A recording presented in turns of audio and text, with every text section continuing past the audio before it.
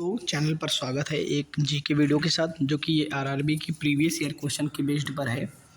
दोस्तों जो हमारे आगामी परीक्षा आरपीएफ एसआई एंड कांस्टेबल की परीक्षा है उसमें जीके का वेटेज बहुत ज़्यादा है, तो इसलिए क्वेश्चन आरआरपी जो भाई बहन हमारे आरपीएफ का फॉर्म भरे हैं उनके लिए ये वीडियो महत्वपूर्ण है।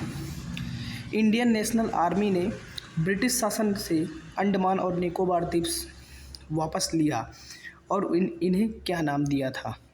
तो इसे दिया था शहीद और स्वराज द्वीप। क्या नाम दिया था? शहीद और स्वराज द्वीप, जो कि एनटीपीसी 2016 का क्वेश्चन है। इंपॉर्टेंट विश्लेषण देखेंगे। आज़ाद हिंद फौज की सफलतापूर्वक स्थापना का श्रेय रास बिहारी बोस को दिया जाता है। अक्टूबर 1943 को सुभाष चंद्र बोस को आज़ाद हिंद फौज का सर्वोच्च सेनापति बनाया गया। इस पॉइंट को याद रखिएगा।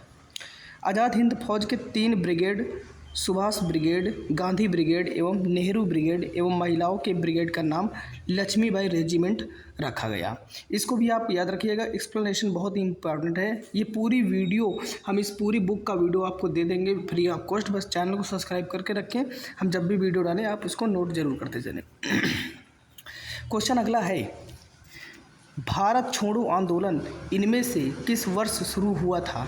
देखिए जो भारत छोड़ो आंदोलन था ये हमारा 1942 यानी कि 1942 में शुरू हुआ था। भारत छोड़ो आंदोलन एनटीपीसी 2021 में पूछा गया प्रश्न है। क्रिप्स मिशन की असफलता के बाद 1942 में वर्धा में कांग्रेस ने अंग्रेजों भारत छोड़ो प्रस्ताव पारित किया। 8 अगस्त 1942 को कांग्रेस की बैठक बम्बई के ऐतिहासिक ग्वालियर टैंक में हुई, ये भी याद रखिएगा। इसकी अध्यक्षता अबुल कलाम आज़ाद ने 9 अगस्त 1942 को भारत छोड़ो आंदोलन की शुरुआत हुई। कब हुई? 9 अगस्त 1942। ठीक है। इसी आंदोलन में गांधी जी ने करो या मरो का नारा दिया था। तो एक क्वेश्चन यहाँ से दोस्त ये बनेगा कि गांधी जी ने कब करो या मरो का नारा दिया था? तो आपको ये सन याद रखना है 1942 जब हमारा क्या होता है भारत छोड़ो आंदोलन होता है, तभी आप दिए था इन्होंने क्या करो या मरो का नारा। किसके द्वारा दिया जाता है? महात्मा गांधी जी के द्वारा। ये भी आप पॉइंट इसको नोट कर लीजिएगा। अगला क्वेश्चन आपके सामने ये रहा, होम रूल लीग आंदोलन के संस्थापक कौन है? तो होम रूल लीग जो आंदोलन था इसके संस्थापक एनी बेसेंट थे। ऑप्शन बी राइट रहेगा।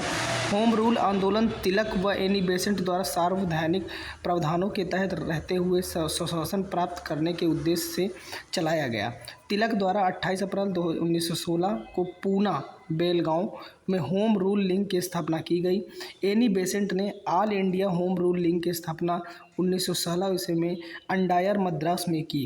इस लीग के सचिव अंडूरेल तथा अध्यक्ष एनी बेसेंट थे। इसको भी अरुडेला तथा अध्यक्ष जो एनी बेसेंट थी। ठीक है, याद रखना एनी बेसेंट इसका सही जवाब बनेगा।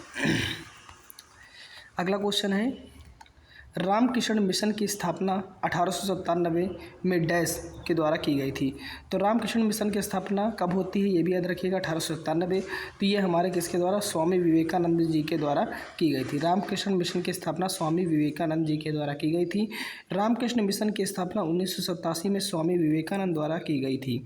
रामकृष्ण मिशन एक हिंदू धार्मिक और आध्यात्मिक संगठन है जिसका मुख्यालय बेलूर मठ, कोलकाता, पश्चिम बंगाल में स्थित है। इसको भी ये पॉइंट आप याद कर लीजिएगा कि जो हमारी रामकृष्ण मिशन की स्थापना 1897 में की गई थी, तो ये कहाँ की गई थी? बेलूर मठ, कोलकाता, पश्चिम बंगाल में की गई थी, जिसका हेडक्वार्टर है। ठीक है। अगला क्वेश्चन है, उत्तर प्रदेश में निम्नलिखित में से कौन सा स्मारक नहीं है? डबल स्टार बना लो, इंपॉर्टेंट क्वेश्चन रहेगा। ठीक है। उत्तर प्रदेश में निम्नलिखित में से कौन सा स्मारक नहीं है?